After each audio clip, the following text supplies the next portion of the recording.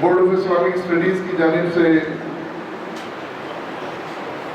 آپ تمام خواتین حضرات جو یہاں موجود ہیں، تمام عالم اسلام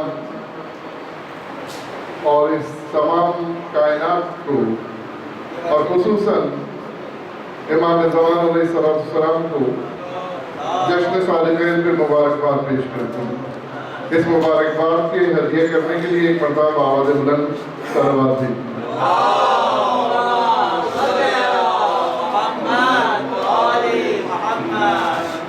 یقیناً جشن صالحین یعنی حضرت محمد مصطفیٰ صلی اللہ علیہ وآلہ وسلم اور ان کے چھٹے نائب برہم امام جعفر صادق علیہ السلام کی ولادت کے موقع پر یہ وہ موقع ہے کہ تمام کائنات اس بات کی مستحق ہے کہ اس کی مبارکباد پیش کی جائے۔ اس موقع پر بورڈ آف اسلامک اسٹڈیز یہ سعادت حاصل کر رہا ہے کہ ایک سیمینار کا اہتمام بعنوان حضرت محمد مصطفیٰ صلی اللہ علیہ وآلہ وسلم بطور بشیر و نذیر کا اہتمام کرے۔ میں شکریہ کے ساتھ آقا کاظم عباس نقوی صاحب کے کہ انہوں نے اپنی گلدوم مصروفیات میں سے وقت نکالا اور اس محفل کو نورانی بنانے کے لیے یہاں تشریف لائے۔ میں دعوت دوں گا آقا کو کہ آپ اسٹیج پہ تشریف لائیں اور اپنے کلام سے اس محفل کو مزید نورانی بنائیں۔ برائے صحت و سلامتی علماء حق بلند تر صلوات۔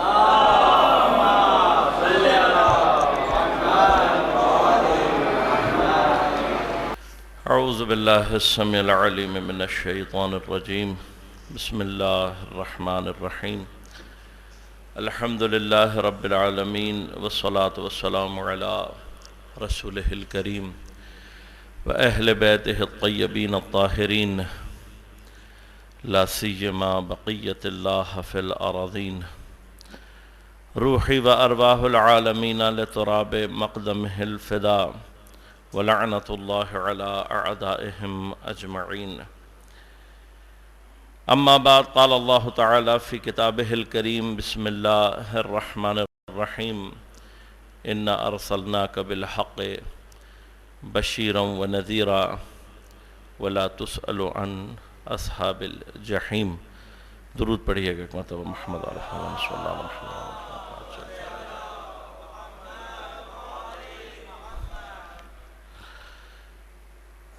مومنین کرام، سامعین محترم، عزیزان گرامی قدر، میں سب سے پہلے آپ سب کی خدمت میں آج کے دن کی تبریک اور تہنیت پیش کرتا ہوں، اور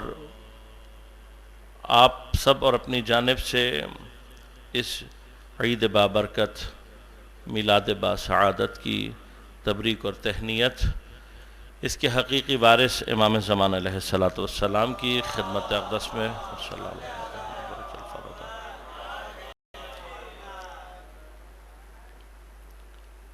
17 ربیع الاول میلاد باسعادت صادقین آل محمد علیہ السلام۔ مجھے جو عنوان دیا گیا ہے پیغمبر اکرم صلی اللہ علیہ وآلہ وسلم بحیثیت بشیر و نذیر، آپ متوجہ ہیں کہ تقریباً تمام انبیاء کے لیے پروردگار نے اس لقب کو استعمال کیا ہے، اور یقیناً اگر تمام انبیاء کی ایک متفق صفت ہے تو سردار الانبیاء میں خاتم النبیین حضرت گرامی پیغمبر اسلام صلی اللہ علیہ وآلہ وسلم میں اللہم صلی اللہ علیہ وسلم، یہ دونوں صفات اپنے تمام کمال کے ساتھ جلوہ گر ہیں۔ بشارت اور انذار۔ بشارت کا تعلق خود اصل مادہ جو بشرہ ہے اس کے اندر جو اصل پائی جاتی ہے وہ فرحت کی ہے، نظر بنیادی طور پر کسی شے کا تقدیم کرنے کے معنی میں آتا ہے، جو کہ ہمارے ہاں عام طور پر نظر کے لیے استعمال ہوتا بھی ہے، زال کے ساتھ نظر، جیسے کہ ہم نظر معصومین علیہ السلام کرتے ہیں. اور اس نظر کا جو تعلق ہے وہ سیرت معصومین علیہ السلام میں، جس کو قرآن نے بھی ذکر فرمایا. ایک مقام پر حضرت مریم سلام اللہ علیہا کی والدہ، آپ نے نظر کیا وہ بچہ جو آپ کے بطن میں ہے، خدمت میں پروردگار کے گھر کی، بیت المقدس کی. دوسری نظر جس کا تعلق ہمیں یعنی واضح طور پر نظر آتا ہے وہ سورہ مبارکہ دہر میں اہل بیت علیہم السلام نے حسنین علیہم السلام کی بیماری یا اس طرح کی کیفیات کی صورت میں ایک نظر کا واقعہ ہمیں ملتا ہے. لیکن جب یہ مادہ باب افعال میں آتا ہے، انذار بنتا ہے، تو پھر اس کا معنی جو تبدیل ہوتا ہے اس میں خوف کا عنصر شامل ہوتا ہے. بشارت فرحت سے چونکہ تعلق رکھتا ہے، ایسی خبر مفرح، فرحت دینے والی خبر. انذار ڈرانے والی خبر، خوف دینے والی خبر. اب بنیادی طور پر اگر ہم بشیر و نذیر کے معنی کو خلاصہ کرنا چاہیں یا سمجھنا چاہیں تو بنیادی طور پر یہ دونوں کیفیتیں انسان کے ایمان کی کامل ترین شکل کی صورت میں ظہور کرتے ہیں. ایمان کیا ہے؟ دو مرحلے. ایک مرحلہ ایمان کا، مومن کب مومن ہوتا ہے؟ جب وہ خوف اور رجا کے درمیانی حالت میں ہو. اب یہ جو خوف اور رجا ہے اسی کا تعلق انذار اور بشارت سے. اگر انسان اس تعادل کو، اس بیلنس کو مینٹین نہ کر پائے تو وہ حالت ایمانی سے خارج ہو جاتا. یعنی اگر رجا کی کیفیت انسان کے اندر نسبت پہ خوف زیادہ ہو جائے، شدید ہو جائے، تو اس کا ایفیکٹ کیا پڑتا ہے اس کے اوپر؟ رجا کی شدت یعنی امبیلنس کنڈیشن. بعض اوقات انسان میں معصیت اور گناہ کی نسبت ایک آسائش کی کیفیت، اس کے اندر ایک غفلت کی کیفیت ایجاد کرتی ہے. اس کا نتیجہ کیا نکلتا ہے؟ جو کہ ہمارے ہاں کامنلی ہے، سب سے زیادہ کامن کیا چیز ہے؟ کیفیت رجا. یقیناً ہمارا ایمان اس بات پر ہونا چاہیے کہ پروردگار اپنے لطف سے، اپنے فضل سے، اپنی رحمت سے گناہگار ترین انسان کو بھی اگر بخشنا چاہے بخش سکتا ہے. ایمان ہے ہمارا اس بات پر. لیکن یہ ایمان کی کیفیت میرے اندر رجا کو، امید کو اس جگہ تک نہ لے کر جائے کہ جہاں پر میرے اندر گناہ اور معصیت کے مقابلے پر کیا پیدا ہو جائے؟ غفلت ایجاد ہو جائے. اسی طرح سے خوف اگر امبیلنس کنڈیشن میں آ جائے، خوف شدید ہو جائے رجا کے مقابلے میں، تو انسان کے اندر یاس اور نا امیدی پیدا کرتا ہے. اور آپ اچھی طرح سے جانتے ہیں کہ اگر یاس اور نا امیدی شدید ہو جائے تو انسان کیفیت ایمانی سے باہر ہو جاتا ہے. لہذا مایوس شخص کے لیے کیا فرمایا؟ کافر ہے. لا تقنطوا من رحمت اللہ، اللہ کی رحمت سے ہرگز مایوس مت. اب یہ جو بیلنس ہم نے کریٹ کرنا ہے، خوف اور رجا، خوف اور امید، جنت اور دوزخ کے درمیان، اس تعادل، اس بیلنس کا نام ایمان ہے. اس کو ہم نے کبھی بھی امبیلنس، آپ کی اور ہماری زندگی میں کبھی بھی یہ امبیلنس کریٹ ہوتا ہے، نتیجہ خوفناک ہے۔ معاشرے میں دونوں طرح کے افراد آپ کو ملیں گے، وہ افراد بھی ملیں گے جو کہ خوف کی شدت کی وجہ سے، بعض علماء یا بعض افراد کی غلط اپروچ کی وجہ سے بعض اوقات لوگوں میں خوف اتنا شدید ہو جاتا ہے کہ پھر وہ بری طرح سے نا امید ہو کر ہر طرح کے عمل سے ہاتھ اٹھا لیتے، اس لیے کہ ان کو نجات کا کوئی راستہ آپ نے دکھایا ہی نہیں ہوتا۔ تو اس کا نتیجہ کیا نکلتا ہے کہ وہ اتنے شدید خوف کا شکار ہو جاتے ہیں کہ اس کے بعد ان کے پاس کوئی امید باقی نہیں رہتی۔ اب اگر اس مرحلے میں آپ تھوڑا سا آ کر دیکھیں کہ پیغمبر گرامی اسلام صلی اللہ علیہ وآلہ وسلم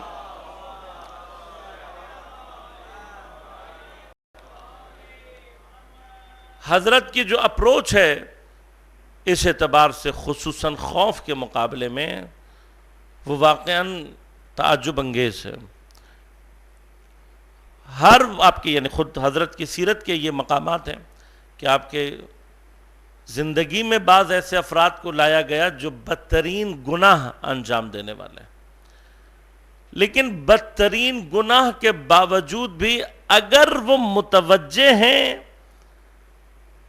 اور توبہ کرنے کے مرحلے میں داخل ہونے کا ان کا امکان موجود ہے تو حضرت ان کے لیے راہ مہیا کر کے دے رہے ہیں اور ان کو توبہ کی طرف مائل کر رہے ہیں اور ان افراد کو اس کیفیت سے باہر نکال رہے ہیں جو ان کو پتہ رہی ہے۔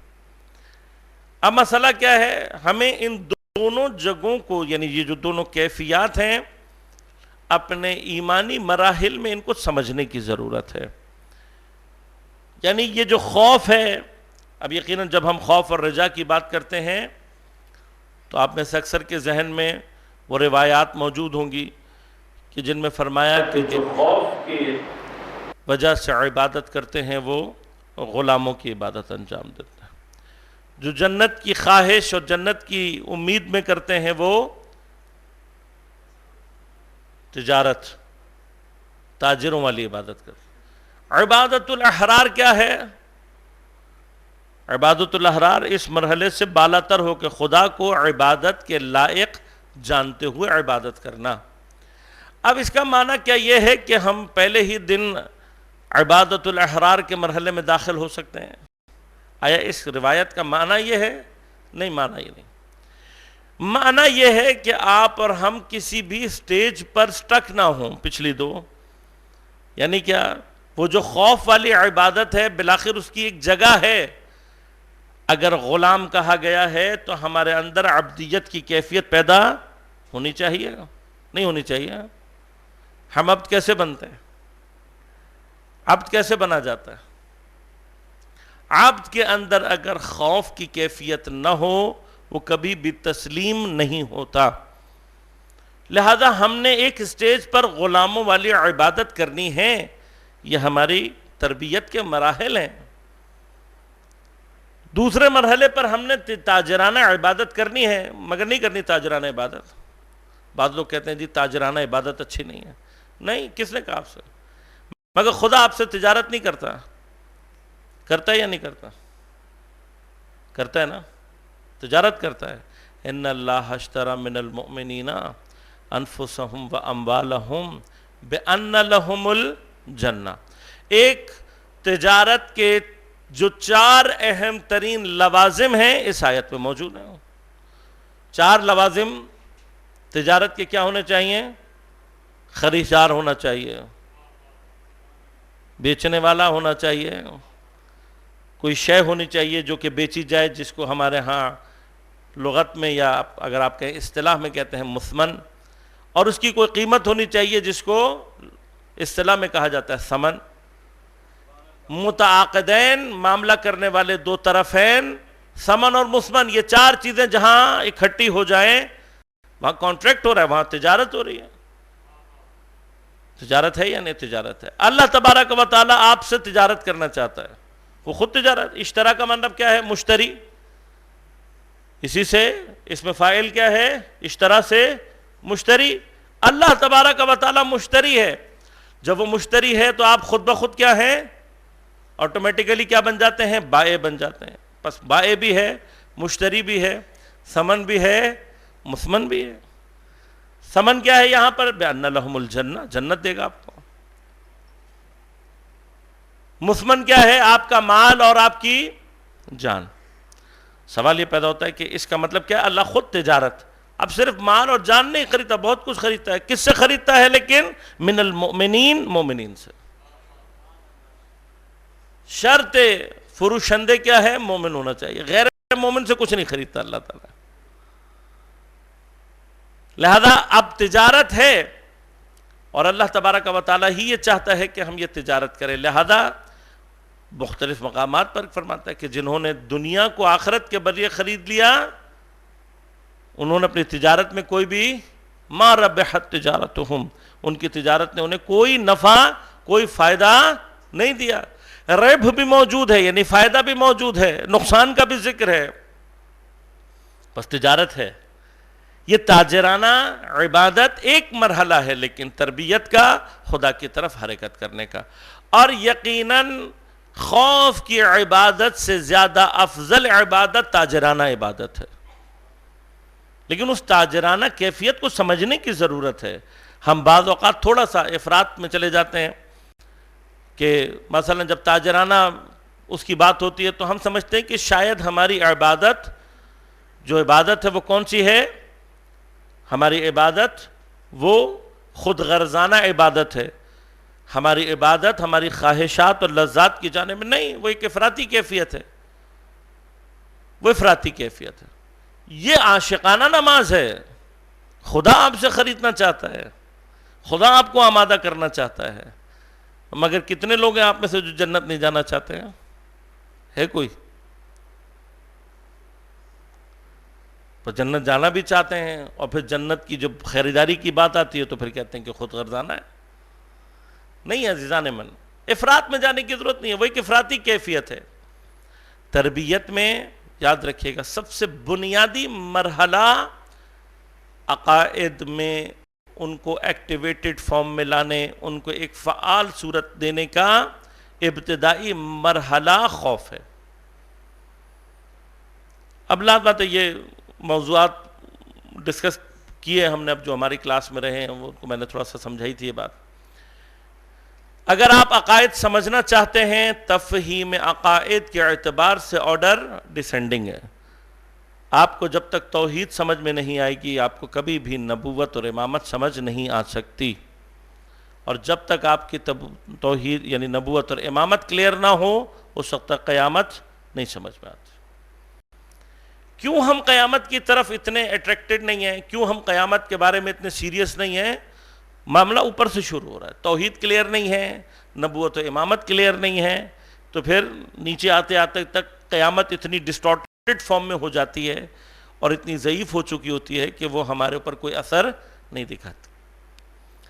لیکن جب عمل کی بات آتی ہے، جب آپ چاہتے ہیں کہ اپنے عقائد کو ایکٹیویٹ کریں، فعال کریں، آپ کا ایمان آپ کے وجود سے ظہور کرے، تو پھر آرڈر اسینڈنگ آرڈر ہے. یعنی کیا؟ سب سے پہلے جو عقیدہ آپ کے وجود سے ظاہر ہونا چاہیے وہ قیامت کا عقیدہ ہے. اگر قیامت کے عقیدے نے آپ کے اندر سے ابھی تک ظہور نہیں کیا، you are not prepare for امامت اینڈ نبوت. کلیئر ہے یہ معاملہ. اس کے بغیر آپ اس مرحلے میں داخل نہیں ہو سکتے. اور جب آپ پریپیئر ہو جائیں گے امامت اور نبوت کے لیے، اس مرحلے کا تسلیم کہ جو امام اور نبی کے سامنے ہونا چاہیے، وہ انسان کو آمادہ کرتا ہے کہ پھر وہ اس قابل ہو کہ توحید کا عقیدہ اس کے وجود سے ظاہر. تو بڑی سمپل سی کیلکولیشنز ہیں. اب انہی تمام چیزوں کے درمیان یہ جو میں نے اور آپ نے سفر طے کرنا ہے نیچے سے اوپر کی جانب، اس کی جو بیس لائن ہے وہ بیس لائن ہے بشارت اور انذار. بیس لائن یہاں سے شروع ہوتی. نبی کا کام کیا ہے؟ قیامت کے عقیدے کے اعتبار سے یہ دو اہم چیزیں ہمارے وجود کے اندر پیدا کر کے جائیں. اگر ہم نبی اور امام سے یہ دو کیفیتیں اپنے وجود میں پیدا نہیں کر پا رہے تو وہ جو تیسرا مرحلہ ہے عبادت کا، اس کو کبھی بھی حاصل نہیں کر سکتے، اور نہ ہی ہم اس مرحلے میں داخل ہو سکتے ہیں کہ جہاں پر نبوت اور امامت کا جو عقیدہ ہے وہ ہمارے اندر سے ایکٹیویٹڈ فارم میں سامنے آئے۔ ہم اپنے امام کی طرف سے بالکل بے خبر ہیں۔ عادت بنا لینا ہر نماز کے بعد دعائے امام زمان علیہ السلام پڑھنے کی، یا ہفتے میں ایک مرتبہ دعائے ندبہ پڑھ لینے کی، یہ حق امام اور امامت ہرگز نہیں ہے۔ شناخت و معرفت امام، امام کے سامنے اپنے آپ کو مسئول جاننا، یہ جاننا کہ میری گردن پر امام کا کوئی حق موجود ہے۔ ہماری ہاں ڈکشنریوں میں یہ چیز نہیں پائی جاتی۔ ہمارے ایمان کی ڈکشنری میں امام مسئول ہیں، انہوں نے ذمہ داریاں انجام دینی ہیں، میرے بھی مسئلے انہوں نے حل کرنے ہیں، میری جانب سے کوئی مسئول، میں کیا کر سکتا ہوں امام کے لیے؟ وہ تو پروردگار کی جانب سے ان کو سب کچھ معلوم ہے، وہ ہر چیز پر قادر ہیں، اللہ تعالیٰ نے ان چیز کو ہر چیز پر قدرت مند رکھا ہوا ہے، ان کو ہماری ضرورت نہیں ہے۔ یہ خوفناک عقیدہ ہے۔ یہ پھر نیچے آ جائیں گے تو اس کا ریشہ کہاں ہے؟ اس کا ریشہ بشارت اور انذار کے عقیدے میں۔ نہیں ہے ضرورت امام کو ہماری، ہے یا نہیں ہے؟ اچھا، اگر میں آپ سے پوچھوں گا تو پوری حیات ائمہ میں ایک مقام آپ کو ملے گا، وہ ہوگی کربلا، جب امام حسین اکیلے رہ جائیں گے اور کہیں گے حل من مغیث یغیثنا۔ بس عزیزان من، یہ کربلا میں مقام امامت کی مظلومیت کی انتہا کا نام ہے۔ یقیناً اہل بیت علیہم السلام پروردگار کے علاوہ کسی کے آگے ہاتھ پھیلانے والے نہیں ہیں۔ یہ جملے امام حسین علیہ السلام کے یہ بتا رہے ہیں کہ امامت ایسے مرحلے میں داخل ہو سکتی ہے اگر پیروکار، اگر ایمان لانے والے اپنی مسئولیت، اپنی ذمہ داری، اپنے فرائض سے غافل۔ ہمارے ہاں یہ چیزیں موجود نہیں ہیں۔ ہماری زندگی کہاں ہے؟ آپ دیکھیں، میں آپ کہنے سے مراد خدا نخواستہ آپ لوگ نہیں ہیں، یہ واضح کر دوں، بعض لوگ جو ہے وہ پرسنل ہو جاتے ہیں۔ میں مراد ہوں، میں اپنے آپ سامنے شیشہ رکھ کے اپنے آپ سے بات کر رہا ہوں۔ میری زندگی میں کہاں ہے امام زمان کو؟ کیا کام ہے جو میں روزانہ امام کے لیے کرتا ہوں؟ ایک دعا، بس۔ یہ وہ فریضہ ہے جو میں نے انجام دینا ہے۔ 1200 سال امام زمان علیہ السلام کو غیبت کے زندان میں، اگر غیبت کو اپنے وجود میں نعمت تصور کیا جائے تب بھی وہ غیبت بڑی ابتدائی نوعیت کی اور ایک مختصر سی غیبت۔ غیبت کا طولانی ہونا، غیبت کا زیادہ ہو جانا کسی بھی عنوان سے امام کے لیے آسان نہیں ہے۔ ایک زندان کی، کیوں؟ اس لیے کہ امام کیا غائب رہنے کے لیے آئے ہیں؟ اگر غائب ہی رہنا تھا تو مرحلہ بہت پہلے سے ہو سکتا ہے۔ امام غائب رہنے کے لیے نہیں آئے ہیں، امام حاضر، امام ہمارا ہاتھ پکڑ کر ہمیں جو انسانیت کا عظیم ترین ہدف ہے وہاں تک پہنچانے کے لیے۔ ہم اور آپ اپنے جو وظیفے ہیں ان سے غافل ہو سکتے ہیں، ہمارے اور آپ کے اندر کیفیت مسئولیت ضعیف ہو سکتی ہے، امام کے لیے نہیں ہوتی۔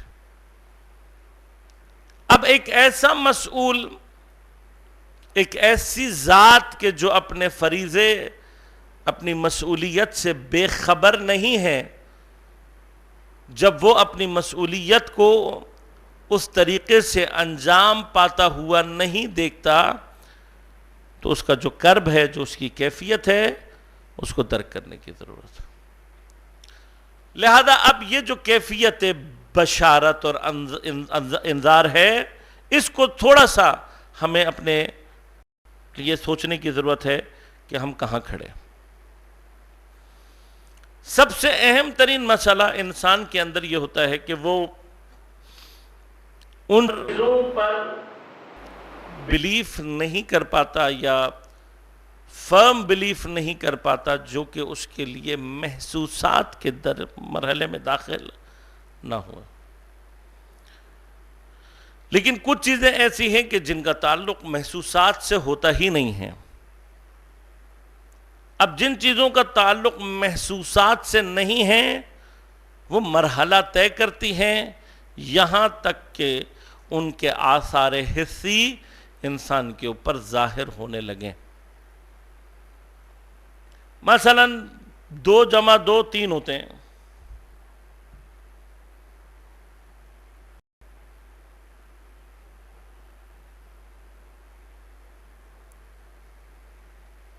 ہوتے ہیں یا نہیں ہوتے بھائی؟ حالات بہت خراب نظر آ رہے ہیں.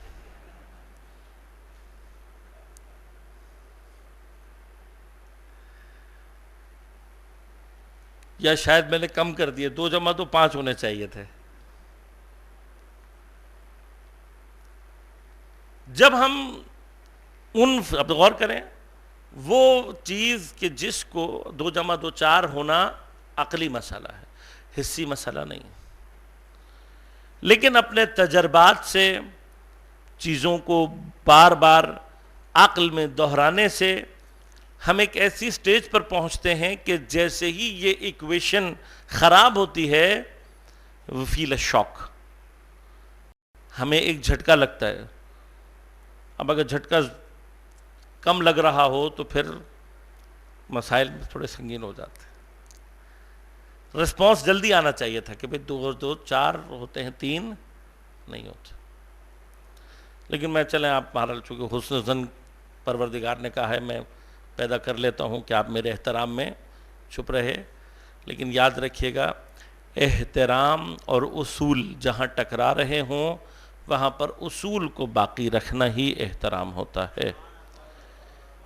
وہ تقدس جو انسان کو عقل کے خلاف لے کر جائے تقدس نہیں ہوتا. وہ تقدس جو اصولوں کو برپا کرنے کے درمیان حائل ہو جائے تقدس نہیں ہوتا. خوب، مرحلہ کیا ہے؟ مرحلہ یہ، اب یہ جو 2 + 2 کی ہم نے ایک ایکویشن ہے، یہ عقلی مسئلہ ہے. اس کو حسی کیوں بنایا گیا، کیسے ہو گیا؟ اس لیے کہ بار بار ہمارے پاس تجربات اور ہمارے پاس اس کی تکرار سے اب وہ اس قدر ہمارے وجود کا حصہ بن گیا کہ اب ہم اگر اس ایکویشن کے خلاف سنیں گے رسپانس کریں گے. ایسے ہی تمام اعتقادات جتنے بھی مسائل عقلی ہیں انہوں نے ایک فیز کو طے کرنا ہوتا ہے اور پھر وہ عقل کی دنیا سے نکل کر ہمارے وجود میں اپنے آثار حسی کو ظاہر کرتے ہیں.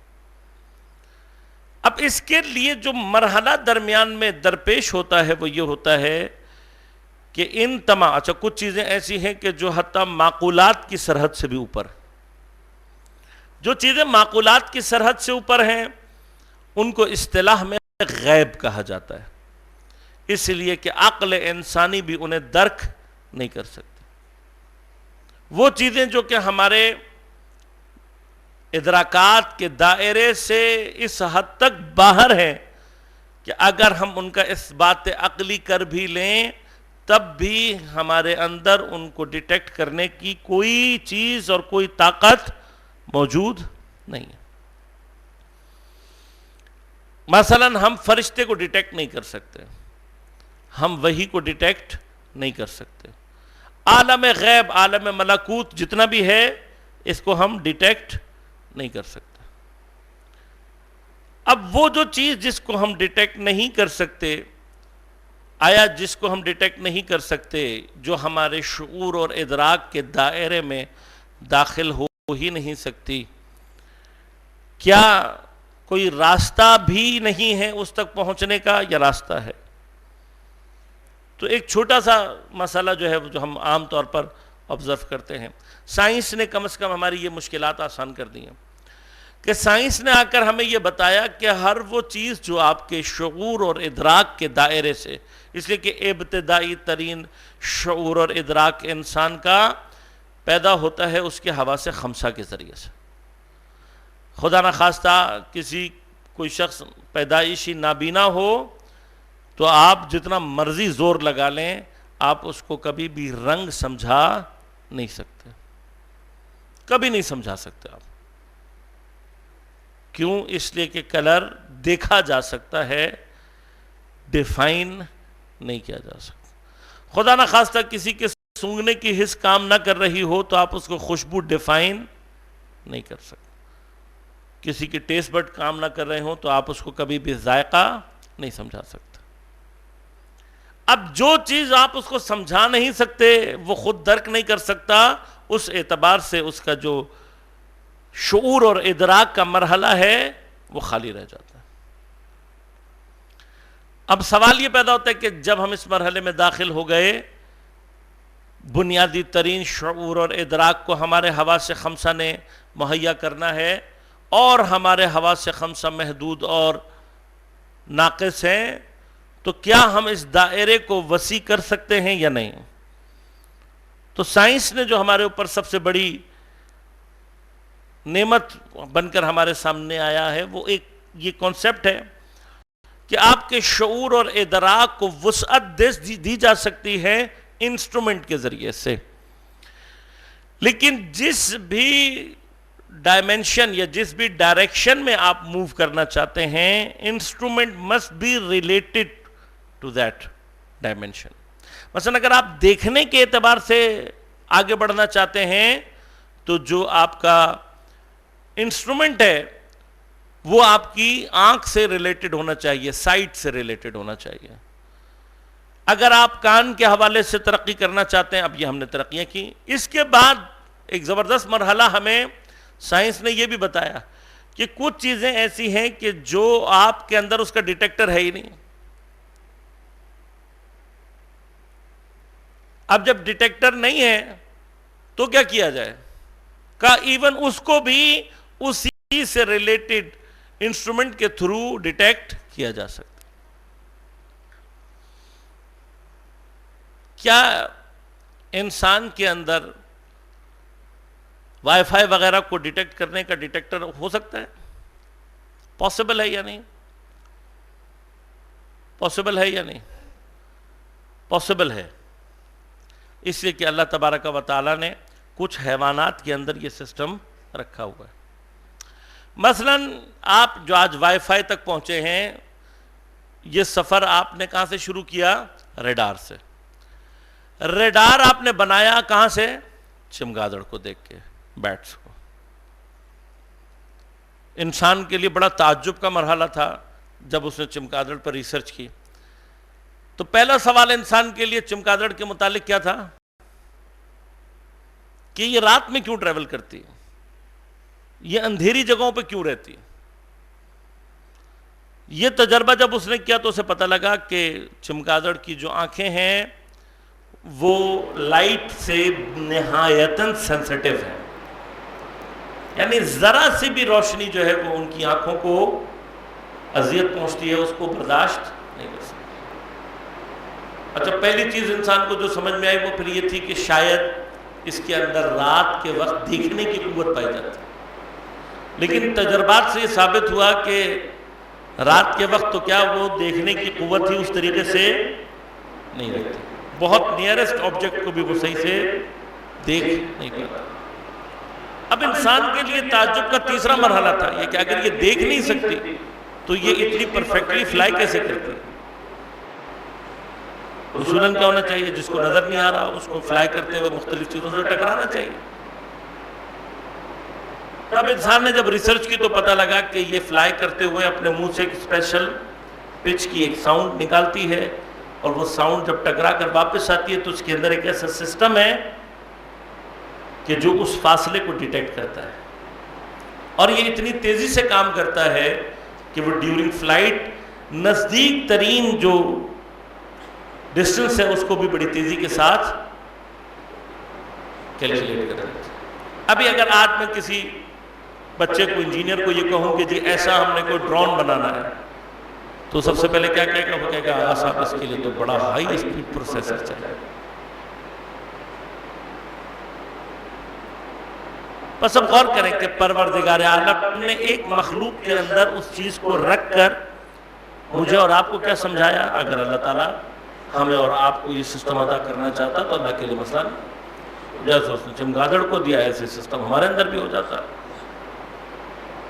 اسی طرح سے ہمارے اندر وہ سسٹم بھی پیدا ہو جاتا کہ ہم ریڈار سے آگے بڑھ کر فرض کریں وائی فائی بھی ہمارے اندر آ جاتا ہے. لیکن ایک پوری ڈائمنشن ہے اسی دنیا میں, مٹیریل ورلڈ میں, کہ جس کے ڈیٹیکٹرز ہمارے اندر موجود نہیں ہیں. اور اس نے جو سب سے کام آسان بنایا ہمارا وہ اس جہت سے بنایا کہ اگر مٹیریل ورلڈ کے اندر ہی بہت کچھ ایسا ہے جو کہ ہم ڈیٹیکٹ نہیں کر سکتے, and we need انسٹرومنٹ کہ جو کہ اسی ڈائمنشن میں اس کی قابلیت رکھتا ہو, then we can detect things.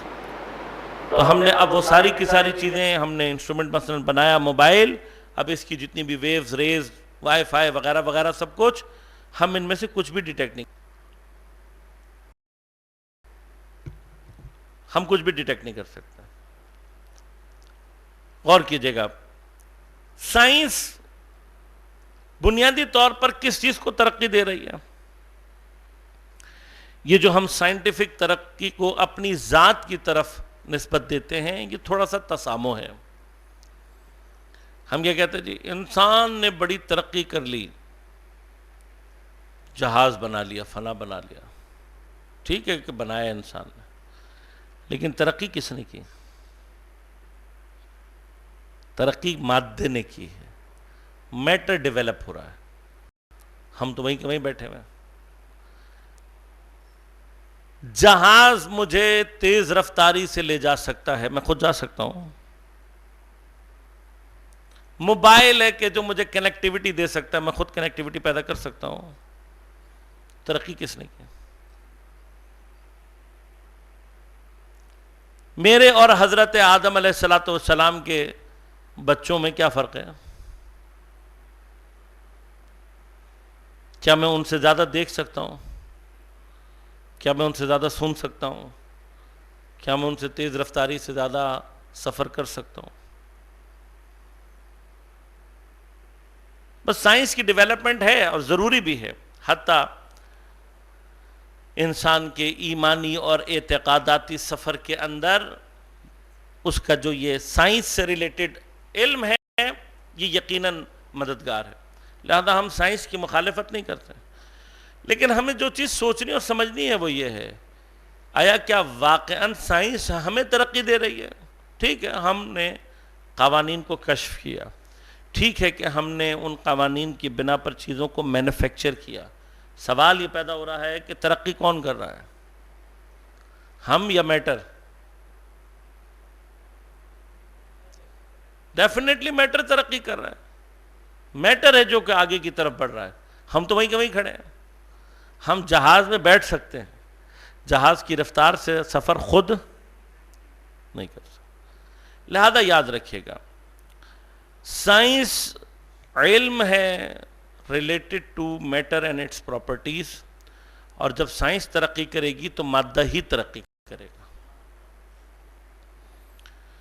جو علم ریلیٹڈ ٹو ہیومنز ہیں اور پراپرٹیز آف ہیومن ہے وہ دین کا علم ہے, وہ اسلام ہے, اس کے لیے قرآن ہے.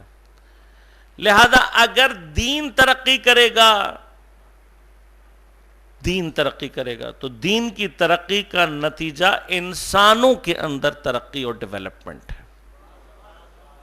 لہذا قرآن ہمیں بعض ایسے انسانوں کی طرف متوجہ کرتا ہے جو کہ ڈیولپڈ ہیومنز تھے, وہ لوگ کہ جنہوں نے اپنے زمانے میں ترقی کی, اور انہوں نے اس ترقی کا اظہار کیا تاکہ مجھے اور آپ کو یہ پتہ لگ سکے کہ we can also develop our self. ٹھیک, اب غور کیجئے گا, یہ موبائل آپ کو 1 سیکنڈ میں آپ فون کریں گے, واٹس ایپ پہ ملائیں گے تو آپ کو مثلا فرض کریں امریکہ میں بیٹھے ہوئے آپ کے بھائی کی شکل بھی دکھا دے گا, آپ کے بھائی کی آواز بھی سنا دے گا, آپ کے بھائی کی آواز اور صورت. کوئی تیسری چیز نہیں آئے گی, نہیں آ سکتی نا. لیکن جب انسان ڈیولپ ہوتا ہے تو غور کیجئے گا، these are the points, these are the things. جب انسان ڈیولپ فارم میں ہوتا ہے تو کیا ہوتا ہے؟ مصر سے ابھی قمیص چلی نہیں ہوتی، کنعان میں بیٹھے ہوئے یعقوب کو اس کی خوشبو آنا شروع ہو جاتا.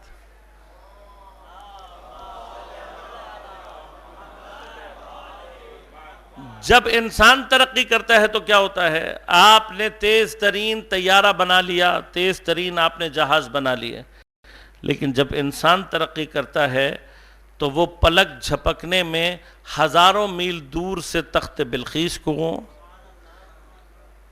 آئی بلنک، صرف ایک چھوٹی سی آنکھ کے جھپکنے میں حضرت آصف بن برقیہ نے کوئی ٹیکنالوجی استعمال کی، کوئی مشین تھی، کوئی سائنٹیفک فارمولا، کیا چیز ہے یہ ہیومن ڈیولپمنٹ ہے. یہ جو اللہ تبارک و تعالیٰ نے قرآن میں بعض افراد کی طرف اشارہ کیا، یہ جو پروردگار نے بعض لوگوں کی طرف ہمیں متوجہ کیا ہے، یہ کیا ہی اسی لیے ہے کہ ہمیں قرآن یہ سمجھا سکے کہ تمہاری ڈیولپمنٹ، تمہاری ترقی، تم اگر آگے بڑھنا چاہتے ہو تو تمہاری ترقی کے لیے جو علم ہے وہ دین کا علم ہے. اب سوال یہ پیدا ہوتا ہے کہ ہم نے، آپ غور کیجئے گا، ہم سائنس پر کام کر رہے ہیں، ہم سائنس کو آگے بڑھا رہے ہیں، دین میں ہم کہاں کھڑے ہیں؟ کیا ترقی کی ہم نے دینی اعتبار سے؟ یقیناً وہ افراد کے جو دین سے متعلق ہیں، جو دین کو ترقی دے رہے ہیں، جو دینی علوم کو اپنے اوپر آزما رہے ہیں، ان کو انجام دے رہے ہیں، ان کے اندر ہیں صلاحیتیں موجود. یہ ضروری نہیں ہے کہ جب تک کوئی عارف معجزہ کر کے نہیں دکھائے گا تب تک ہمیں سمجھ میں نہیں آئے. بعض عرفاء کو معجزہ کرنے کی ضرورت نہیں ہوتی، وہ چلتے پھرتے معجزے ہوتے ہیں. سمجھنے کی ضرورت ہے، درک کرنے کی ضرورت ہے. میری نظر میں اس وقت سب سے بڑا معجزہ چلتا پھرتا دین کا اگر کوئی ذات ہے آج کے دور میں جس کو ہم آبزرو کر سکتے ہیں تو وہ ذات گرامی ہے، رہبر معظم انقلاب ہے. چلتا پھرتا معجزہ ہے، چلتا پھرتا معجزہ. یہ میں صرف خطابی جملہ نہیں کہہ رہا ہوں آپ سے، کبھی آ کر غور کیجئے گا. وہ ذات، وہ شخصیت کہ جو پچھلے 30 سال سے ایک ایسی پوزیشن پر ہے کہ جہاں پر دنیا کے کیمرے، دنیا کی آنکھیں، دنیا کے لوگ لگے ہوئے ہیں کہ یہ شخصیت کوئی ایک ایسی غلطی کرے کہ جس کو ہم ہائی لائٹ کر سکیں، جس کو ہم دنیا میں پیش کر سکیں، لوگوں کے سامنے اس کو لا سکیں، اس کا تمسخر کر سکیں. آپ غور کریں، جائیں تحقیق کریں، دیکھیں.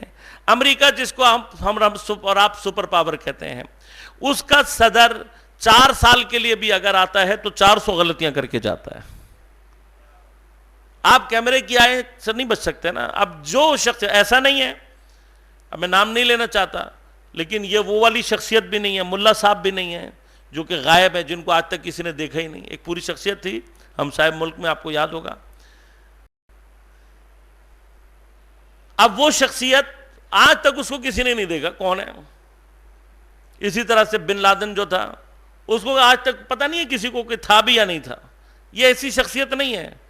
یہ شخصیت ایسی ہے کہ جو مسلسل، میں ایک جگہ مثال دے رہا تھا، آپ لوگوں کے ذہن میں ہوگا، رہبر سے ایک بہت، یعنی بہرحال میں کسی تقابل اور اس میں نہیں کر رہا ہوں، یہ شخصیات ہمارے اس سے بہت اعلیٰ اور افضل ہیں، لیکن اللہ تبارک و تعالیٰ نے فضیلت بعض کو بعض پر دی. اس عنوان سے سید مقاومت آغا حسن نصر اللہ کی خدا ان کی عمر طولانی کرے، اپنے زمان میں رکھے ان کو بھی. ان کا ایک چھوٹا سا کلپ ایک زمانے میں بہت چلا تھا، آپ کے بھی ذہن میں ہوگا، کہ انہوں نے کوئی اسپیچ کرتے ہوئے جو ہے وہ ہلکا سا یوں کر دیا تھا. اب انہوں نے کیا کیا، کیوں نہیں کیا، اس سے بحث نہیں ہے مجھے، لیکن آپ غور کریں کہ ایک چھوٹا سا، ایک بہت ہی مائنیوٹ سی حرکت ہے کہ جو ایک حلقے میں پھیلی، اس کے اوپر بہت ساری ڈسکشنز ہوئیں. میں جو چیز آپ کی طرف توجہ دلانا چاہتا ہوں وہ یہ کہ آج کا جو دور ہے اس کے اندر اتنی سی مائنیوٹ سی حرکت بھی توجہ کے دائرے سے باہر نہیں نکل سکتی، بچ نہیں سکتی.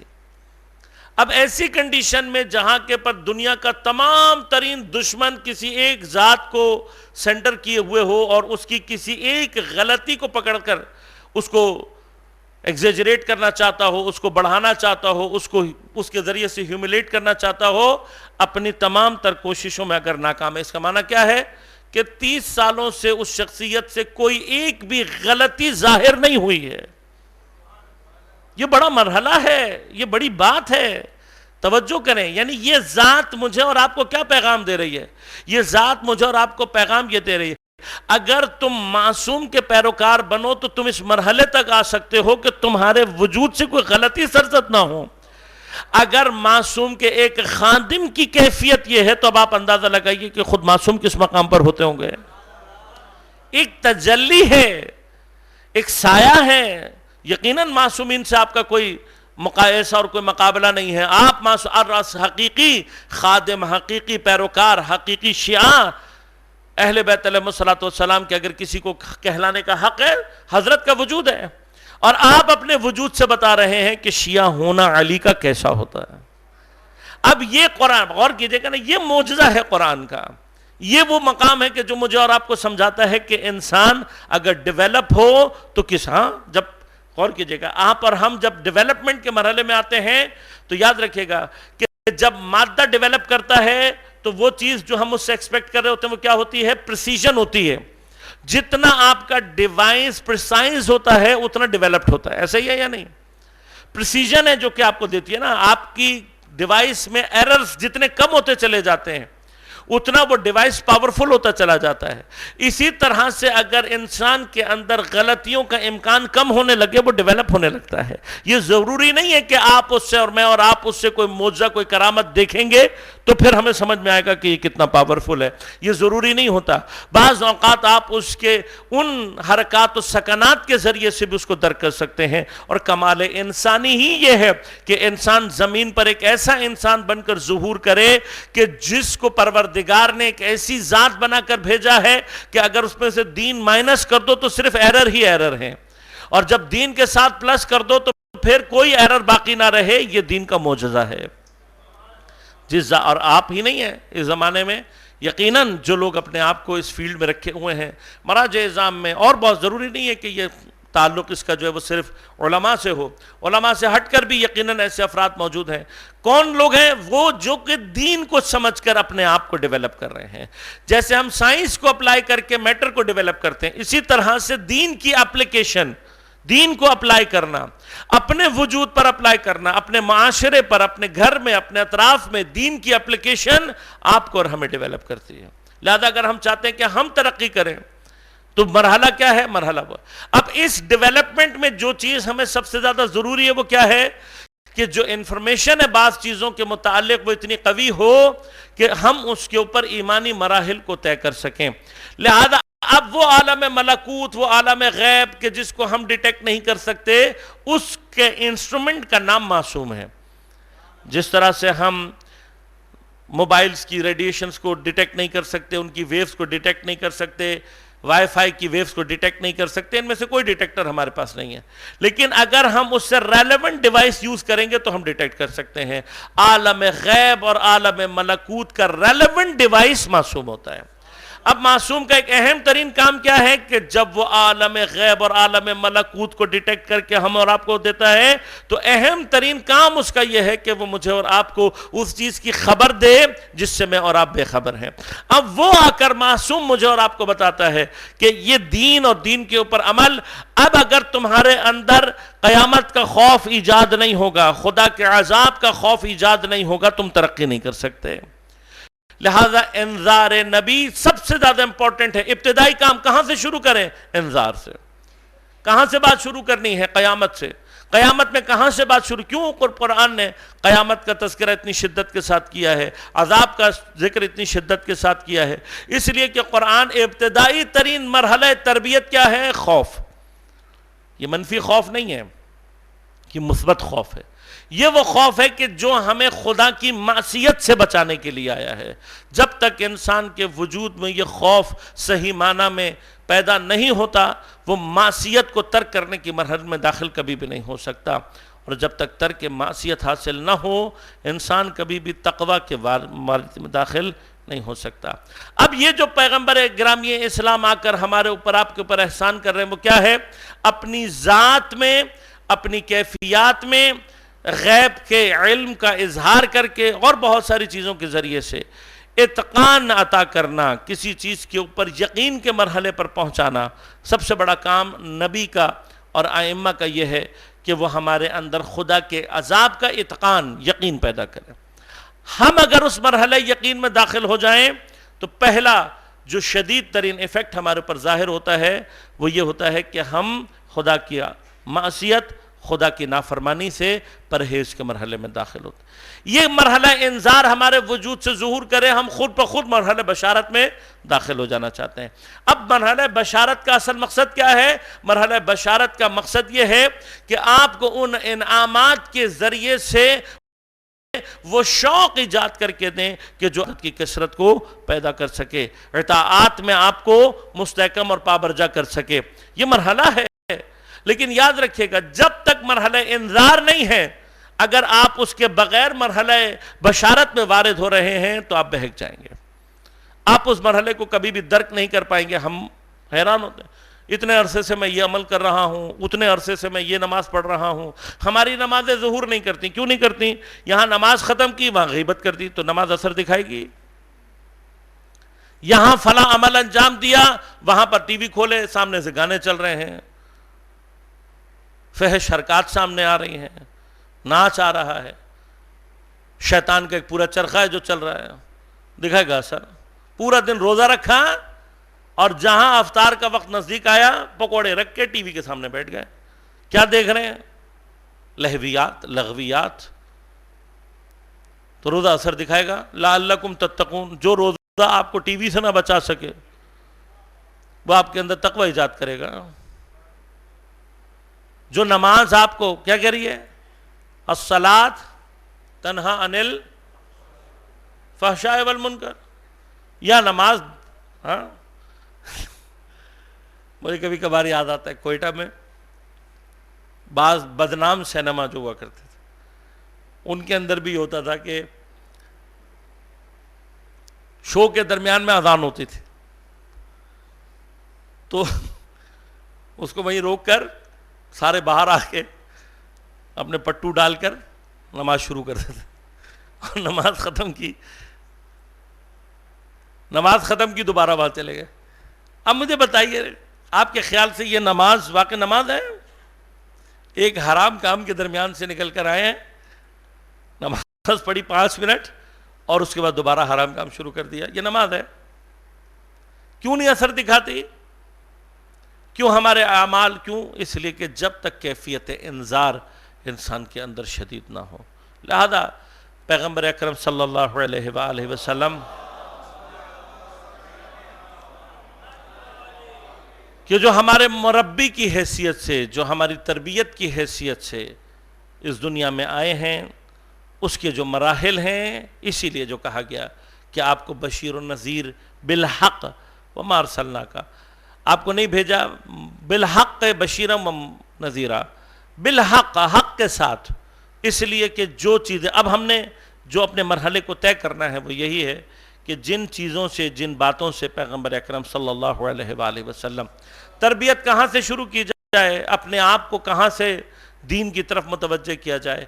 ابتدائی ترین مرحلہ البتہ تفہیم کا ہے، جو الحمدللہ یہ ادارہ BIS کا بے نحو احسن اس کو انجام دے رہا ہے۔ یہ تفہیم کا مرحلہ ہے۔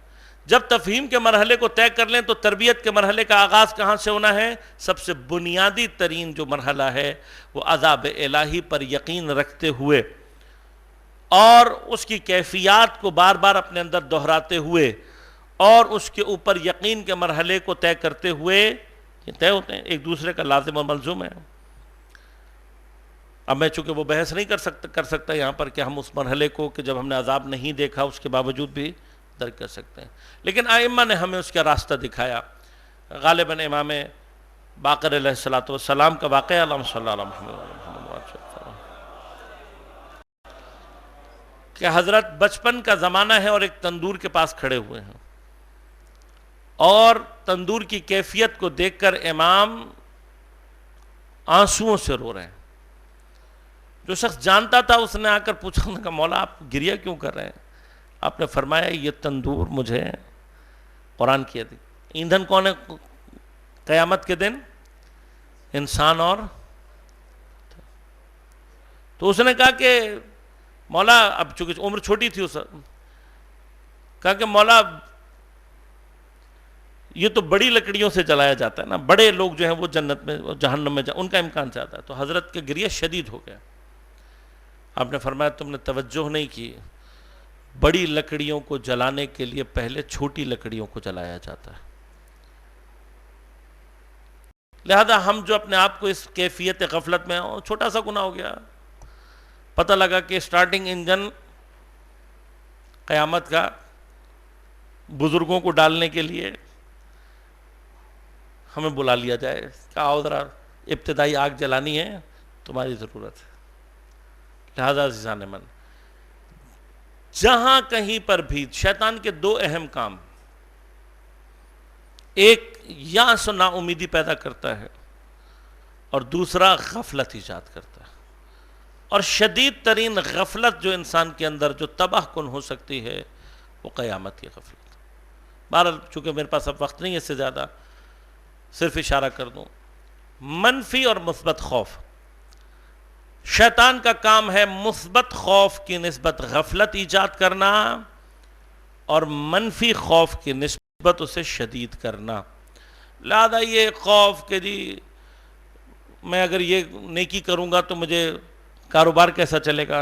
ابھی کسی بھی کام کرنے والے آدمی سے پوچھ لو، بزنس کرنے والے سے، تو پلٹ کر یہ کہے گا مولانا صاحب اگر ہم صحیح طریقے سے چلیں تو یہ تو کمائی نہیں ہو سکتی، ایسی تجارت کا فائدہ کیا ہے.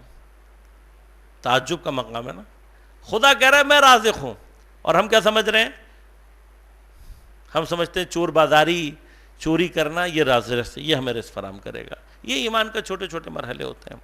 لہذا شیطان کا کام جتنے بھی منفی خوف ہیں ان سب کو شدید کرنا، اور جتنے بھی مثبت اور حقیقی خوف ہیں ان کو کی نسبت غفلت پیدا کرنا. این اس کے مقابلے پر پیغمبر گرامی اسلام کی حیثیت ہے، نبی کی حیثیت ہے. ہم جو سمجھتے ہیں نا کہ پیروی کرنی ہے، کیسے پیروی کرنی ہے؟ پیروی یہاں کرنی ہے. ہر مثبت خوف کی نسبت ائمہ ہمیں خوف دلا رہے ہیں شدت سے، بالکل بالعکس سے مرحلہ شیطان.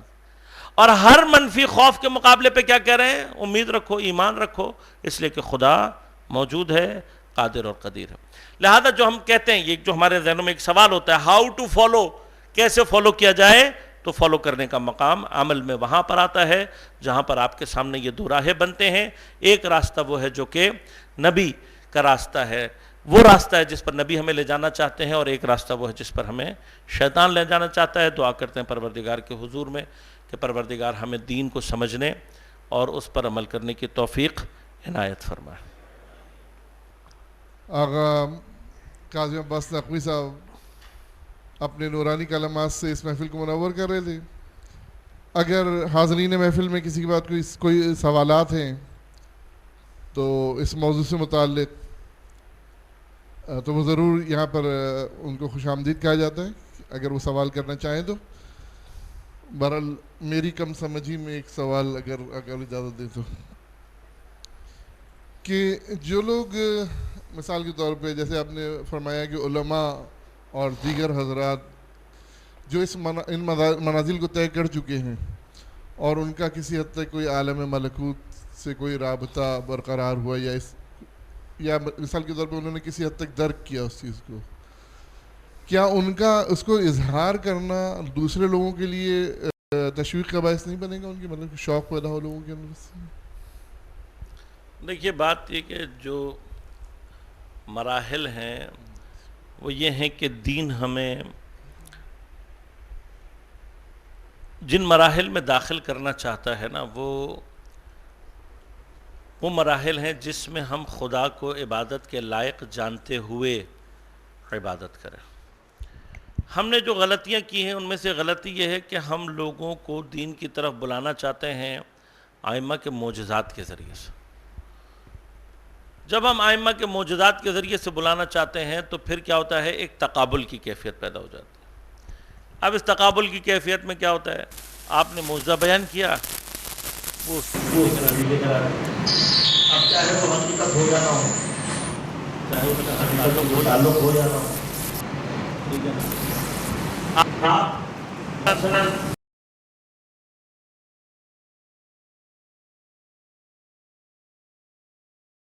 آپ جو ہے وہ مثلاً کوئی ایک معجزہ بیان کریں گے تو وہ اس سے 2 قدم آگے چلے جائیں گے.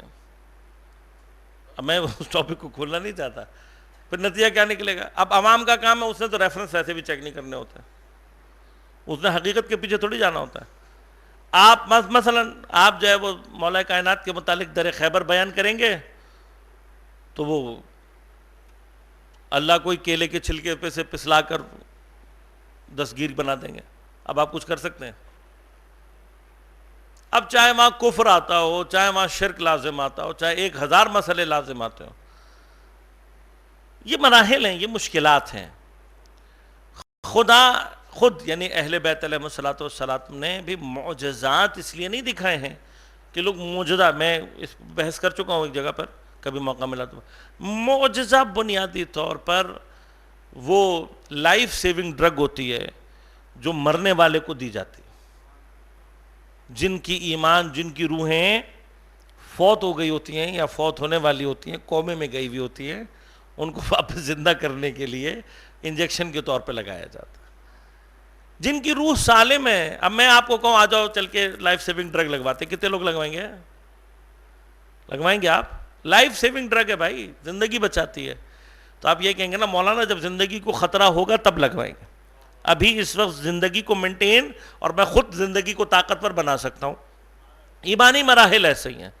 جو خدا ہم سے چاہتا ہے وہ کیا؟ ایک ایسے سالم اور صحیح ایمان کے ذریعے سے خدا تک پہنچا جائے کہ جو سہاروں کے اوپر نہ ہو. لہذا معجزے کا فلسفہ، کرامت کا فلسفہ، وہ سب اپنی جگہ پر ہے. خود یہ خدا کے بندے، آپ ان کی سیرت کو سمجھیں نا. آپ اس پیچھے اگر ہم وہ یہ سارا کچھ کرنے لگیں تو ہم کیا کریں گے؟ ہم بھی کہیں گے بھائی یہ جس طرح سے انہوں نے یہ کیا مجھے بھی، میرے اندر بھی. بس کیا ہوگا؟ آپ خدا کے پیچھے نہیں جا رہے ہوں گے، آپ اس طاقت اور کرامت کے پیچھے جا رہے ہوں گے جو اپنی نوع میں خود ایک شرک بن جاتا ہے، جس کا نتیجہ شیطان کی صورت میں ظہور کرتا ہے. خدا نے اپنے بندے خلق کرنے، بندے چاہتے ہیں، شیطان نہیں بنانا چاہتا.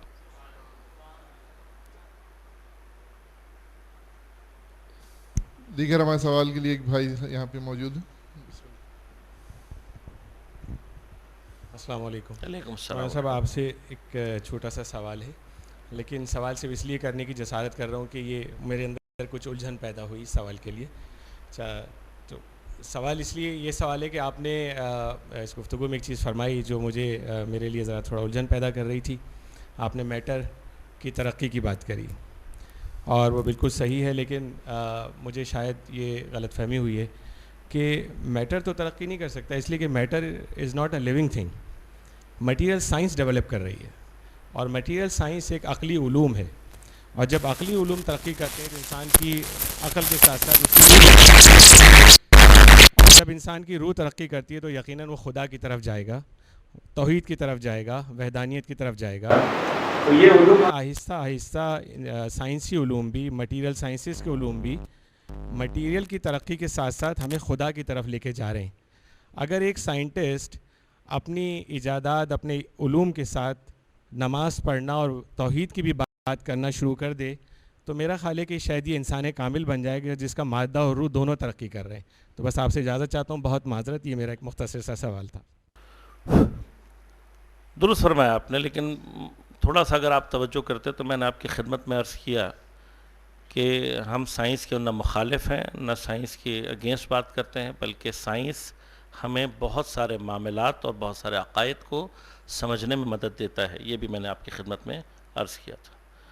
لیکن جب ہم بات کرتے ہیں ڈیولپمنٹ کی، میٹر اٹ سیلف ڈیولپ نہیں کر سکتا اپنے آپ کو. انسان کا جو مقام خلافت اللہ زمین پر ہے وہ ہے ہی اسی عنوان سے کہ انسان ان تمام چیزوں کو جو اس کے اطراف میں ہیں اپنے ذریعے سے، اپنے وجود سے انہیں ترقی دیتا ہے. اب یہ ترقی ناگزیر ہے، یہ انسان، یہ مقام خلافت اللہ، اس پر بحث ہیں. ایک مقامت خلافت اللہ انسان کا، یعنی اس پر بھی بحثیں ہیں.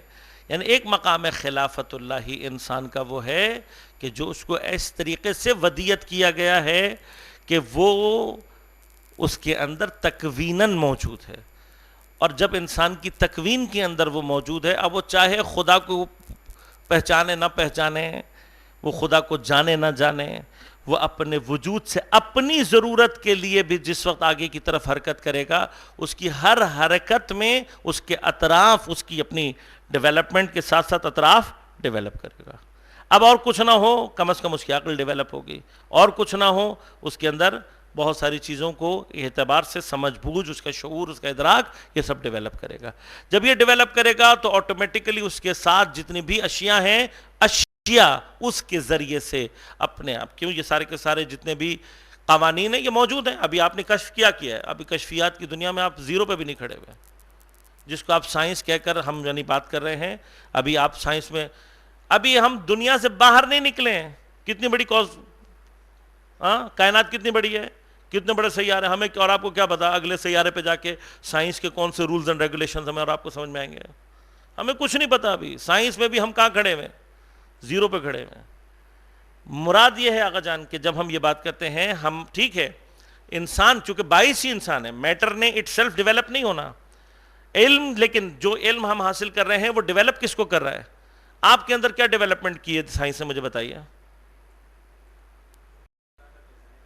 نہ بابا، سائنس آپ کو کبھی بھی خدا تک نہیں لے کر جائے گی، یہ اشتباہ ہے.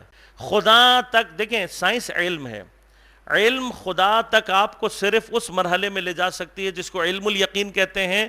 اور علم الیقین کے مرحلے میں آپ، وہ جو علم الیقین ہے وہ ابھی سے بھی ہے. آپ ذرا سا توجہ کریں گے کہ یہ ساری کائنات کس نے بنائی ہے؟ خدا نے بنائی ہے. اسی پر آپ کا اتقان شدید ہوتا چلا جائے گا، اتنا آپ کو خدا کے اوپر ایمان، علمیت، علم الیقین کے دائرے سے آگے سائنس لے ہی نہیں جا سکتی. لیکن جو کمال انسانی ہے وہ کم از کم عین الیقین کا مرحلہ ہے، اور عین الیقین کے مرحلے پر آپ کو صرف دین لے کر جا سکتا ہے. میں جس ڈیولپمنٹ کی بات کرتا ہوں کہ آپ کو عقلی طور پر اگر خدا سمجھ میں بھی آ جائے، عقلی طور پر خدا کا سمجھ آ جانا کمال نہیں ہے، اس خدا کے اوپر اعتقاد پیدا کرنا. سائنس آپ کو خدا کے اوپر علم تو دے سکتی ہے، اعتقاد نہیں دے سکتی. اگر علم سے اعتقاد پیدا کرنا ہوتا تو نہ اللہ تعالیٰ کو انبیاء بھیجنے کی ضرورت تھی، نہ کتاب اعظم بھیجنے کی ضرورت تھی، نہ بشیر بنانے کی ضرورت تھی، نہ نذیر بنانے کی ضرورت تھی.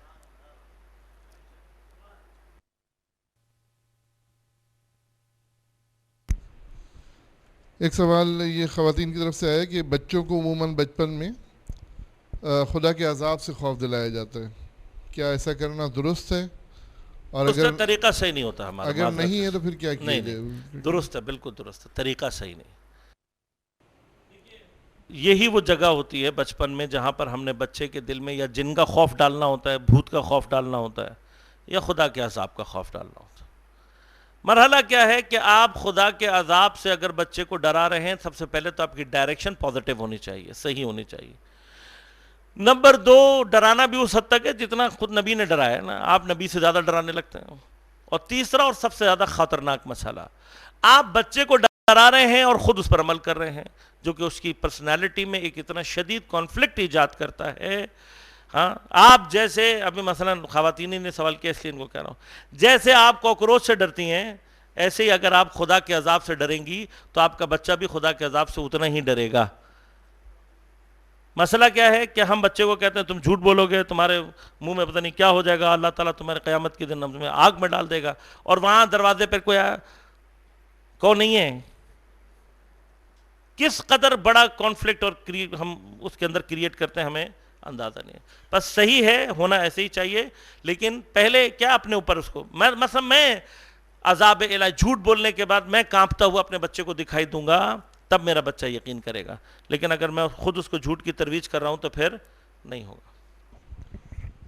السلام علیکم. میں بیسیکلی ایک پروفیشنل انجینئر ہوں، تو قبلہ نے جو بات کی اس کو اور سمپلیفائی کروں گا. سائنس ایکچولی ہے اسٹڈی آف نیچر، سائنسدان صرف اس کو ڈسکور کرتا ہے. بس یہ میں کلیئر کرنا چاہتا تھا. Thank you.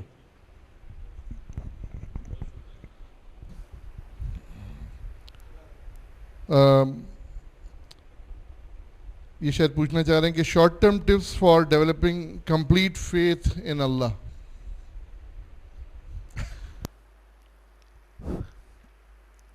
یہ ہمارا تعلیمی نظام کا نتیجہ ہے. امتحان سے پہلے شارٹ ٹپس دے دو تاکہ پاس ہو جائے. شارٹ ٹرم جو ٹپس ہیں اعتقاد کے لیے، میں پہلے انجینئر صاحب کا شکریہ ادا کروں گا آپ کی بہت مہربانی, آپ کو جزاک اللہ, اللہ تعالیٰ آپ کو جزائے خیر دے.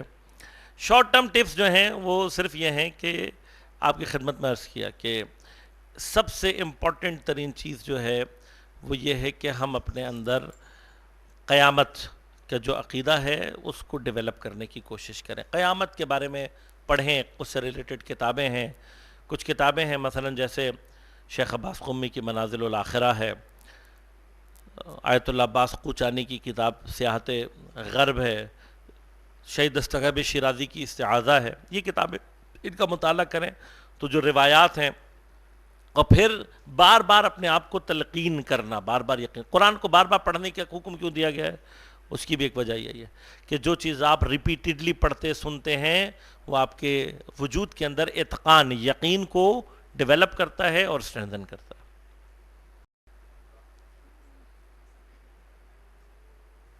ایک سوال یہ ہے کہ عرفانی سفر میں مبارزہ اور حماسہ کی اہمیت کتنی ہے؟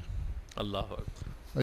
لوگوں کو مبارزہ اور حماسہ سمجھائیں گے آپ, پھر اس کے بعد اول تو اس کا آج کے موضوع سے کوئی تعلق نہیں ہے. دوسری بات یہ کہ میں نہ عارف ہوں, نہ مبارز ہوں, اور نہ حماسہ کرنے والا ہوں. بہرحال یہ کسی عرفان کے ماہر سے پوچھے تو بہتر ہے.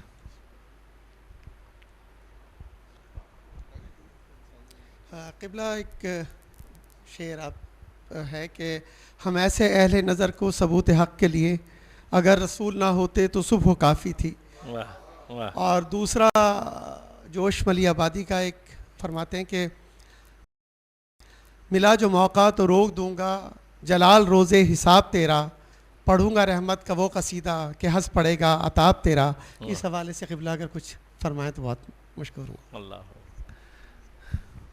بال جوش تھا بھی کہہ سکتے تھے, یہ ہمارے لیے کہنا تھوڑا سا مشکل ہے, اس لیے کہ شاعر کو جو ہے وہ اللہ تعالیٰ نے 7 قتل معاف کیے ہیں.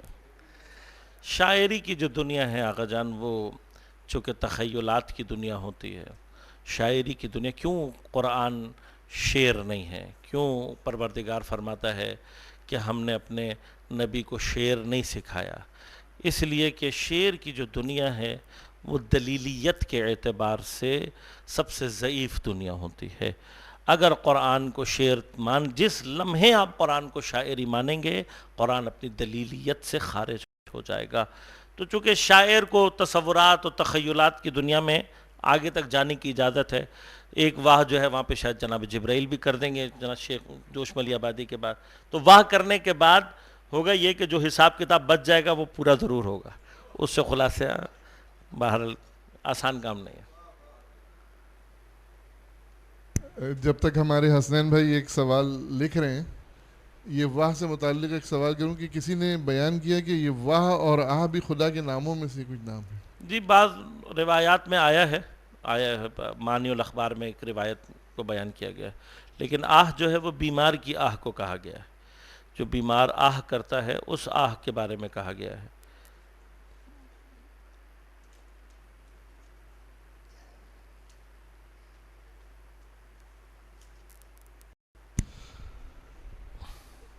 فرماتے ہیں کہ بشارت یعنی خوشخبری کے لیے استعمال ہوتا ہے, لیکن ایک آیت میں جہنم کی بشارت دی گئی ہے. جی جی, ایک نہیں کئیوں میں دی گئی ہے. جی یہ مقام فصاحت و بلاغت میں طنز کا مقام ہوتا ہے, اور طنز جو ہوتا ہے وہ شدید ہوتا ہے.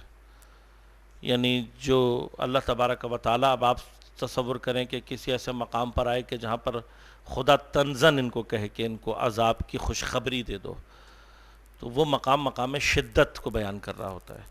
یعنی اس وقت میں وہ بشارت نہیں ہوتی بلکہ لفظ بشارت استعمال کیا جاتا ہے تاکہ نفرت کی شدت کو بیان کیا جا سکے.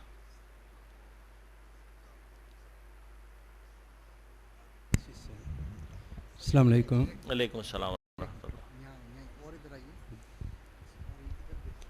ماشاء صاحب, میرا نام ڈاکٹر حیدر ہے. ماشاء اللہ.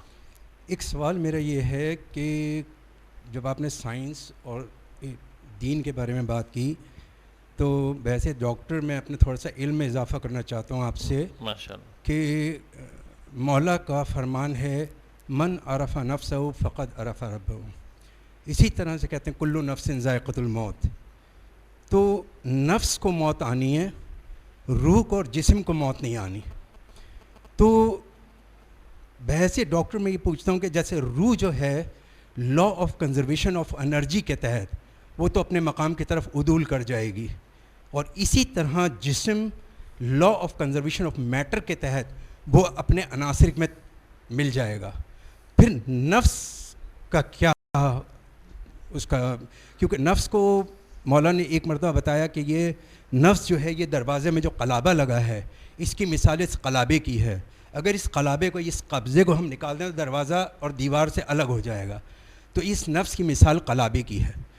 تو میں یہ پوچھنا چاہتا ہوں کہ آیا نفس جو ہے اس کا سائنس کیا اس کا بتانا چاہتی ہے کہ نفس کو کس طرح سے ہم اس کو ڈائگنوز کر سکتے ہیں؟ ڈاکٹر صاحب آپ کا بہت شکریہ.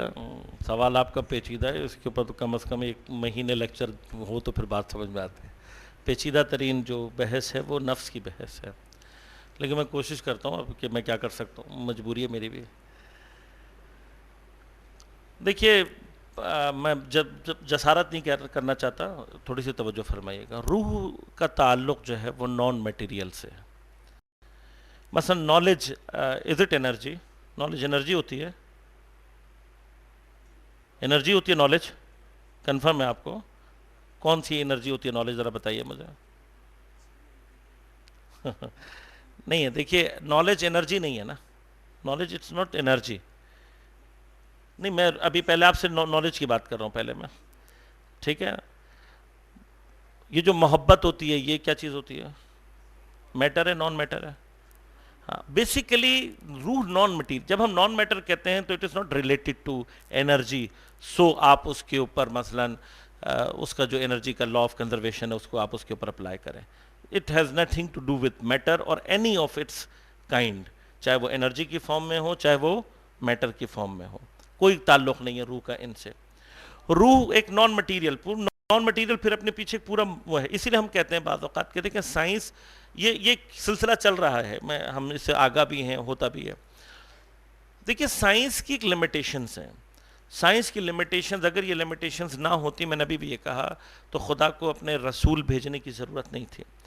عالم غیب جس کو کہا جاتا ہے, عالم نور جس کو کہا جاتا ہے, عالم ملکوت جس کو کہا جاتا ہے, اس کا میٹر سے کوئی تعلق ہی نہیں ہے. عالم وجود میں عالم مادہ, چاہے وہ انرجی کی فارم میں ہو چاہے وہ میٹر کی فارم میں ہو, پست ترین اور حقیر ترین, اب اس کے اوپر بحثیں فلسفے میں اپنی جگہ ایک بحثیں اور اس کے حساب سے. جو نفس کی بات ہے وہ یوں ہے کہ روح جو ہے اس کے 3 حصے آپ سمجھ لیں. حصے اس لیے کہہ رہا ہوں تاکہ بات سمجھا سکوں, ورنہ جو نان مٹیریل ورلڈ ہے اس کے اندر حصے, ڈائمینشنز, ان میں سے کسی بھی چیز کو کنسیڈر نہیں کیا جاتا, صرف سمجھنے کے لیے. روح جو ہے وہ نفس, عقل اور قلب پر مشتمل ہے. یہ اس کے مختلف ڈائمینشن, آپ جس طرح سے بھی اس کو اپنے لیے مرحلہ سمجھ لیں یا جو بھی سمجھ لیں. نفس روح کا وہ حصہ ہوتا ہے کہ جو بدن سے کنیکٹیوٹی ایجاد کرتا ہے. یہ کنیکٹیوٹی کس فارم میں ہے اس کو آج تک تو ہم نہیں سمجھ سکے, آگے کبھی سمجھ پائیں گے یا نہیں, آئی ڈونٹ نو. لیکن یہ کنیکٹیوٹی صرف نفس کی جو قوت ہے وہ کیا ہے, وہ کنیکٹیوٹی دینے والی ہے. جب اللہ تعالیٰ فرماتا ہے تو آپ غور کیجئے, کچھ نفوس کے لیے اللہ تعالیٰ کیا کہہ رہا ہے, کل نفس ذائقۃ الموت, یہ قاعدہ کلیہ ہے. لیکن اللہ ہی نے اسی قاعدہ کلیہ سے مستثنیٰ کیا ہے سورہ مبارکہ فجر میں یہ کہہ کر کہ یا ایتھا النفس المطمئنہ ارجعی الی ربک راضیۃ مرضیہ. وہاں فرمایا کل نفس ذائقۃ الموت ثم الینا ترجعون. موت چکھائیں گے, اس کے بعد پلٹایا جائے گا, تم پلٹو گے نہیں, تمہیں پلٹایا جائے گا, زبردستی ہے, اجبار ہے. یہ کیفیت موت ہے جس کا نتیجہ ہلاکت ہے. اس کے مقابلے پر ایک کیفیت رجوع ہے جو بنیادی طور پر موت نہیں ہے, یہ صرف مشابہ ہوتی ہے. مثلا آپ بہتر سمجھتے ہیں اس چیز کو, بعض اوقات کسی ایک عمل کی جو ایفیکٹ کی کازز مختلف ہو سکتی ہیں. ہو سکتا ہے ایسا کہ جو ایفیکٹ سامنے آ رہا ہو وہ ایک ہو, یعنی سملر ہو, لیکن اس کی جو کازز ہیں وہ ڈیفرنٹ ہیں. مطلب میں آسان ترین مثال اپنے دل کو خوش کرنے کے لیے دیتا ہوں کبھی کبھار, کہ اگلے سال آپ جب مجھے دیکھیں تو میں آپ کو بہت ہی کم وزن نظر آؤں, دبلا پتلا سا نظر آؤں. So there could be two effect. ایک ہے وزن کا کم ہونا, there could be two causes. ہو سکتا ہے کہ میں خدا نخواستہ بیمار ہو جاؤں اور بیمار ہونے کی وجہ سے میرا وزن کم ہو جائے, یہ اجباری کیفیت ہے. ہو سکتا ہے کہ میں ایکسرسائز کروں جو میں نے نہیں کرنی, لیکن ہو سکتا ہے کسی کی دعا لگ جائے مجھے. ورزش کروں میں, ورزش کے نتیجے میں میرا وزن کم ہو جائے, یہ اختیاری ہے. افیکٹ ایک ہے, کازز ٹو ڈیفرنٹ کازز ہیں. اسی طرح سے ہوتا کیا ہے کہ بدن اور روح میں جدائی دو طریقے سے ہے. ایک اجباری ہے جس کو موت اور ہلاکت کہتے ہیں, اور ایک اختیاری ہے کہ جو کہ اطمینان رکھنے والا نفس اپنے آپ کو خود جدا کر سکتا ہے. یہ دنیا میں بھی ہوتی ہے, اس کی اپنی ایک بحث ہے. نفس کو موت سے مراد یہ نہیں ہے کہ نفس مر جاتا ہے, مرتا نہیں ہے. صرف کیا ہوتا ہے کہ جیسے ہی آپ بدن اور روح میں جدائی پیدا کرتے ہیں, نفس بیکار ہو جاتا ہے, کیونکہ اس نے جو بھی کام کرنا ہے وہ بدن کے تھرو کرنا ہے. تو جب بدن ہی نہیں ہے اس کے پاس تو اٹ کی ناٹ ورک. تو جب تک وہ اس کیفیت میں رہے گا تب تک نفس جو ہے وہ بیکار رہے گا, صرف بیکار ہوتا ہے, مرتا نہیں ہے. موت نفس کے لیے بھی نہیں ہے. لہذا وہاں پہ لفظ ذائقہ, آیت اللہ جوادی عاملی حفظہ اللہ یہاں پہ فرماتے ہیں جب آپ ذائقہ کرتے ہیں آپ ذائق ہوتے ہیں. جس کو ذائقہ کیا جاتا ہے اس کو مذوق کہتے ہیں. جب ذائقہ کرتا ہے تو ختم کون ہوتا ہے؟ میں مثلا جو ہے وہ کھجور کھانے کے بعد میں ختم ہوں گا یا کھجور؟ بس نفس ذائقہ کرتا ہے, ذائق ہے, نفس باقی رہتا ہے, موت ختم ہو جاتی ہے.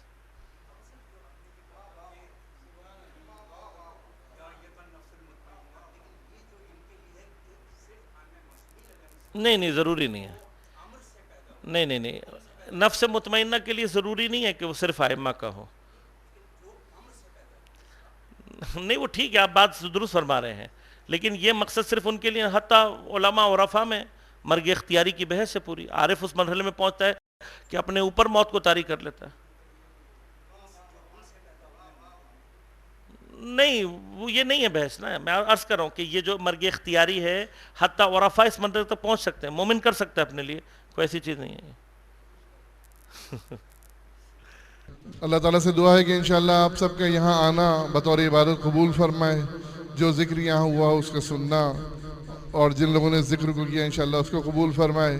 آپ لوگوں کے صدقے میں انشاءاللہ میری حاضری بھی یہاں پہ قبول ہو جائے. اور اب میں التماس کرتا ہوں برادر فیروز جعفری سے کہ وہ آئیں اور آ کے دعا امام زمانہ سے اس محفل کا اختتام فرمائیں. دعا امام زمانہ. بسم اللہ الرحمن الرحیم. اللہم کن لولیک الحجۃ ابن الحسن صلواتک علیہ وعلی آبائک فی ہذہ الساعة وفی کل ساعة ولیا وحافظا وقائدا وناصرا ودلیلا وعینا حتی تسکنہ عرضک طوعا وتمتعہ فیہا طویلا برحمتک یا ارحم الراحمین.